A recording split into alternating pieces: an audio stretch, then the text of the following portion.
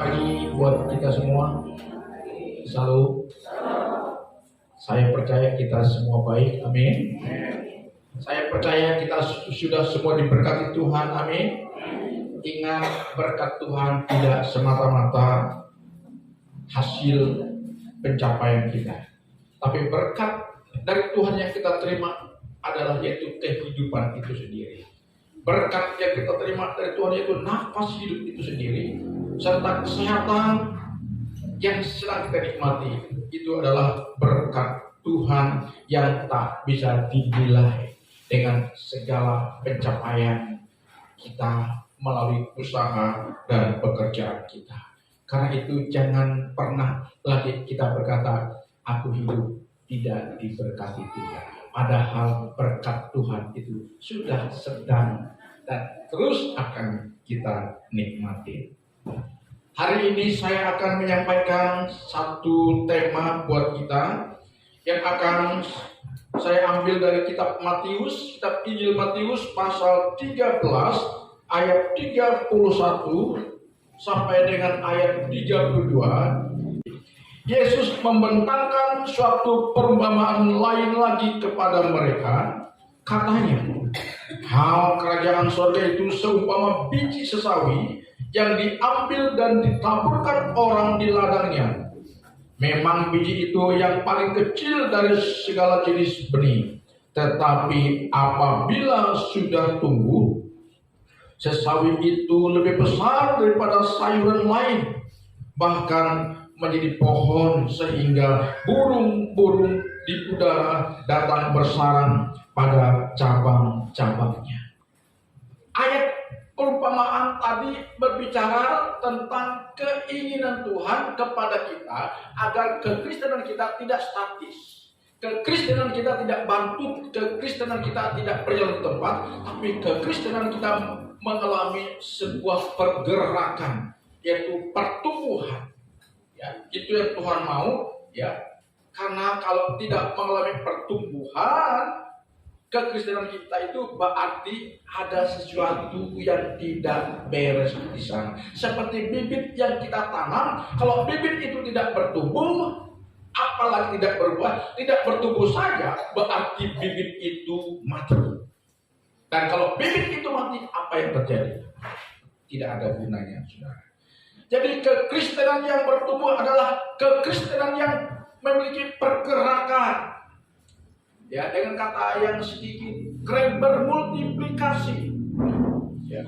Firman Tuhan dalam ayat bacaan tadi mengatakan bahwa benih yang kecil akan tumbuh menjadi besar, bahkan dikatakan di sana tadi burung-burung di udara datang bersarang pada cabang-cabangnya. Artinya apa? Artinya adalah kekristenan kita, saya dan saudara harus mengeluarkan buah yang dapat dinikmati oleh orang lain. Jangan jeruk makan jeruk, bukan buah memakan buah, tapi buah itu dinikmati oleh yang bukan buah. Buah itu dinikmati oleh orang lain. Jadi kita melihat hari ini ciri-ciri kekristenan yang bertumbuh dulu ya.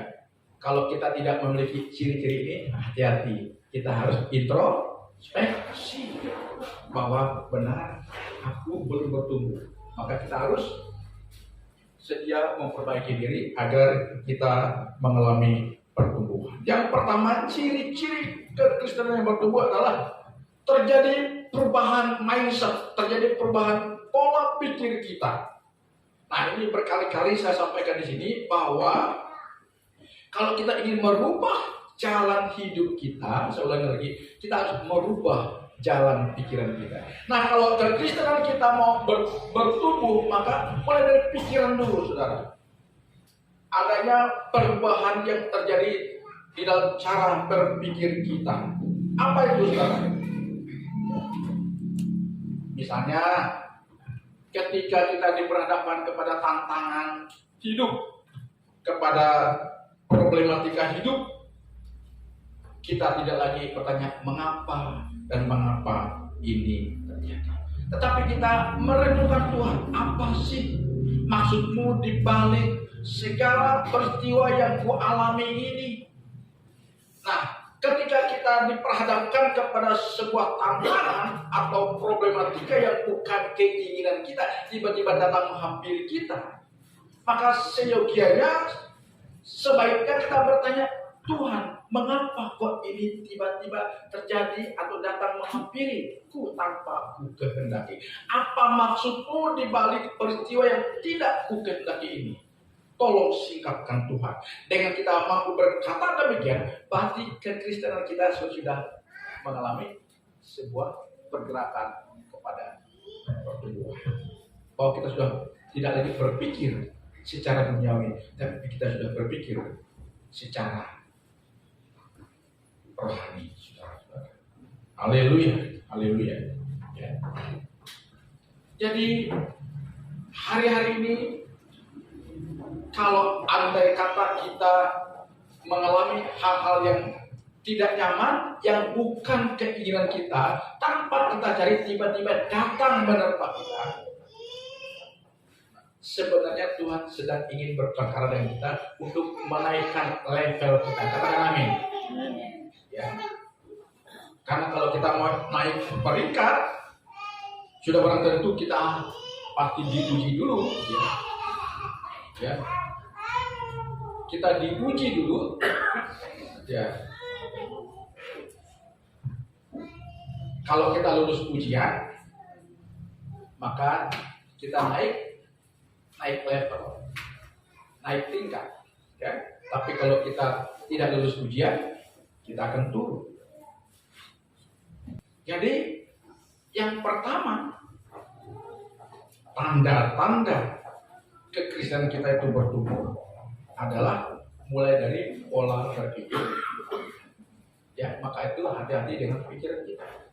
Ya, kita. Sebab tidak mungkin jalan hidup kita berubah kalau pikiran kita tidak berubah. Karena yang mengendalikan hidup kita ini adalah pikiran kita. Ingat baik, pikiran kita yang mengendalikan hidup kita. Jadi bagaimana pikiran kita, begitulah kehidupan kita.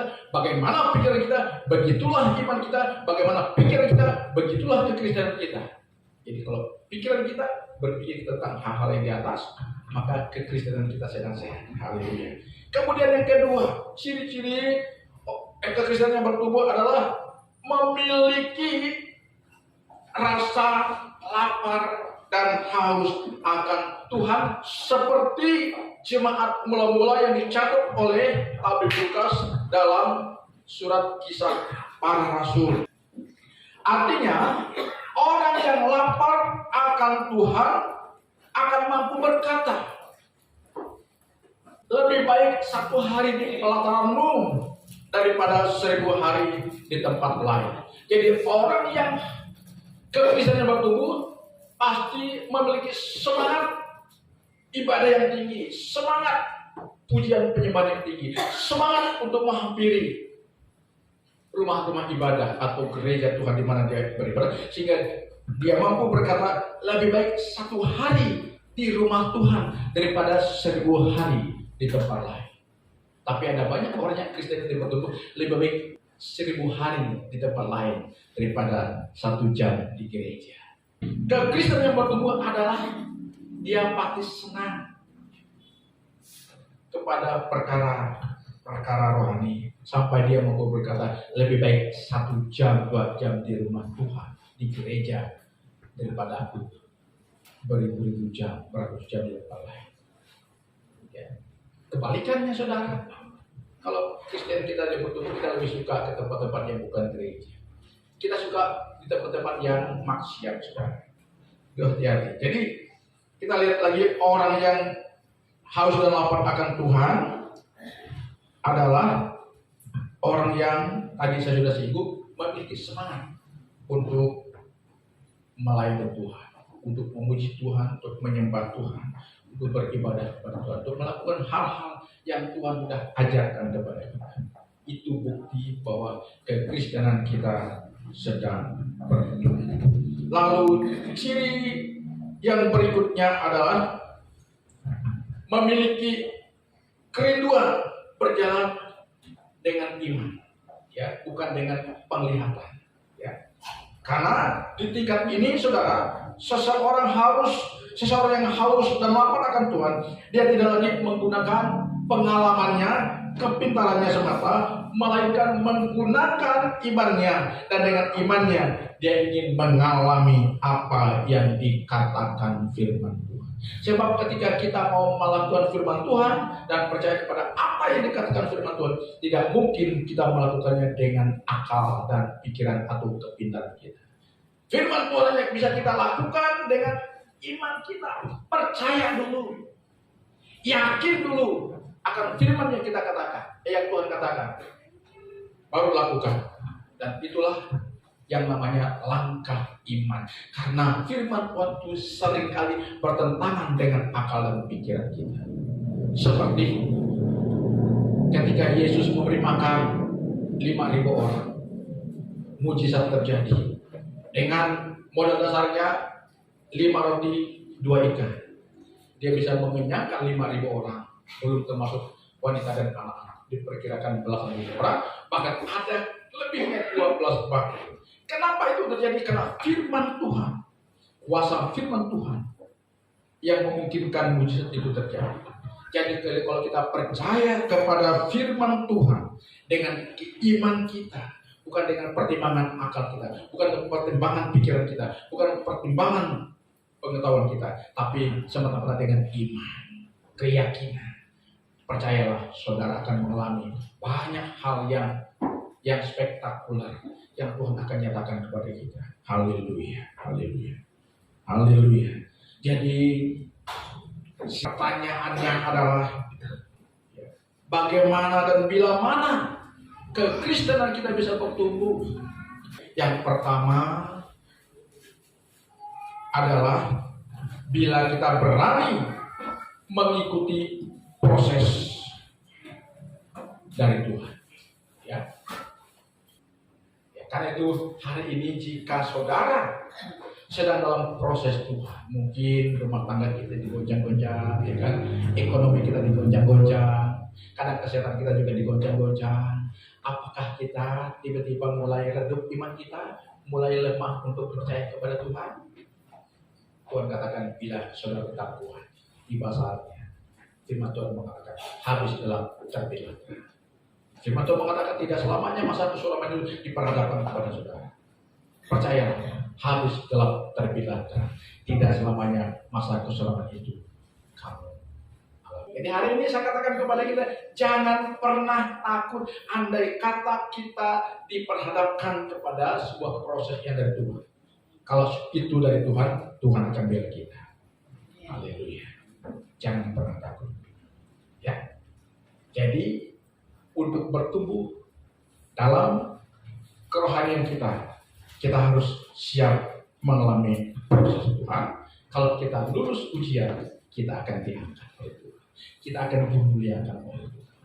Haleluya, haleluya. Saya mau tanya kepada kita, kalau kita tidak melakukan apa-apa, tiba-tiba orang merendahkan kita, orang menghina kita, itu jangan terlalu kita ambil hati.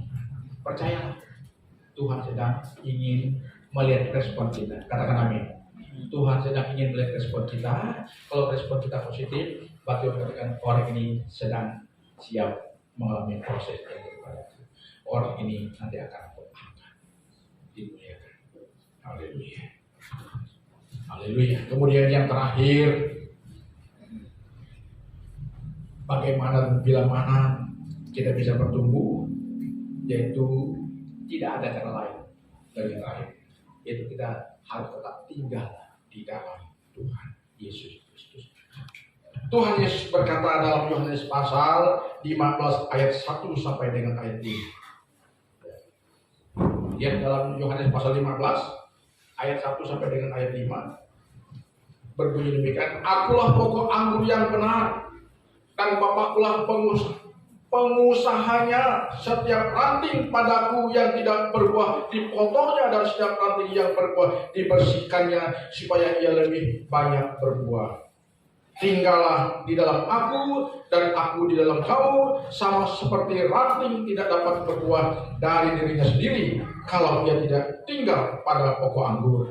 Demikian juga kamu tidak berbuah jikalau kamu tidak tinggal di dalam aku. Akulah, kata Tuhan Yesus, pokok anggur, dan kamulah kita ini ranting atau carang-carangnya. Barang siapa tinggal di dalam aku dan aku di dalam dia, ia berbuah banyak, sebab di luar aku kamu tidak dapat berbuat apa-apa. Nanti kita nyanyikan Yesus pokok anggur dan kita jalan. Siapkan musiknya. Jadi Yesus berkata, bila kita tidak tinggal di dalam Kristus dan Kristus tidak ada dalam kita, maka kita akan tidak pernah bisa produktif atau berbuah dalam kekristenan kita. Kita tidak akan bertumbuh. Jangankan berbuah, bertumbuh saja tidak. Karena pertumbuhan rohani kita tidak mungkin kita peroleh di luar Kristus. Haleluya. Jadi hari ini saya ingin mengajak kita untuk menjadi orang yang berbuah-buah dalam kekristenan kita. Ya. Mari kita berdiri. Kita nyanyi lagi dulu sebelum saya tutup.